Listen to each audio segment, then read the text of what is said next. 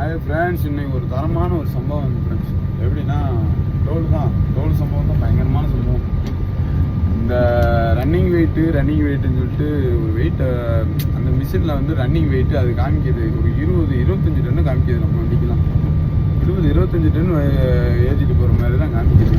ஆனால் வந்து இது தெரிஞ்சவங்க என்ன பண்ணுறாங்க அப்படின்னா, தெரிஞ்சவங்க சண்டை போட்டுறாங்க. இது என்னதில் பாசிங் தான் இருக்குது. ஏன்னா எனக்கு தெரியும் நான் எத்தனை நோடு எவ்வளோ இருக்குது அப்படின்ற வெயிட் எனக்கு தெரியும். இப்போ வந்து என்ன பண்ணுறாங்க அப்படின்னா, எக்ஸஸ் ஆகுது அப்படின்னா காசை கொடுத்துட்டு போயிடுறாங்க. இப்போ நம்மகிட்டையுமே அதுதான் பண்ணுறாங்க. காசு கொடுத்துட்டு போ அப்படின்னா நான் என்ன பண்ணிட்டேன், எனக்கு அந்த டோல்லே வந்து எனக்கு இடையே போட்டு அது வந்து வண்டி நான் வந்து எடுக்க முடியாது. ஏன்னா என்ன வந்து பாசிங் லோடு தான் இருக்குது.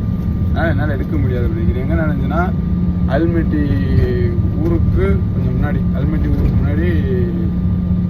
கொஞ்சம் ஒரு கரெக்டாக ஒரு 5 கிலோமீட்டர் முன்னாடி ஒரு டோல் வரும் பீஜாப்பூர் ரோட்டில். அந்த டோலில் தான் வந்து இந்த மாதிரி. ஏன்னா எனக்கு போன தடவை இதே மாதிரி தான் நடந்துச்சு. போன தடவை நான் வந்து என்னென்னா இதே மாதிரி. ஆனால் நான் காசு கொடுக்கல. போன தடவை இடைச்சிட்டை நான் எடுத்து காமிச்சேன். சரின்ட்டு ஓப்பன் பண்ணி விட்டாங்க. இந்த தடவை என்னென்னா 3 லைன் நம்ம ரிவேஸ் வந்து நான் போயிருப்பேன். அவன் பேசுனதுக்கு அவன் என்ன சொல்கிறான் அப்படின்னா, அவன் பேசுகிறத பாருங்கள். நான் பேசுகிறேன், தமிழ்நாட்டிலேருந்து வர்றேன், இத்தனை டோல் தாண்டி வர்றேன், உன் டோல் மட்டும் பாஸ் ஆகலை அப்படின்னு சொல்லிட்டு அவன்கிட்ட நான் பேசுகிறது. நான் வண்டி ஆஃப் பண்ணி நான் நிப்பாட்டிட்டேன். என்னால் எடுக்க முடியாது. ஏன்னா பாசிங் லோடு இருக்கு. இப்போ நான் எதுக்கு காசு கொடுக்கணும் அப்படின்ற மாதிரி நான் பேசுகிறேன். பின்னாடி வந்து அந்த வீடியோ நான் உங்களுக்கு அப்லோட் பண்ணுறேன். நீங்கள் பாருங்கள்.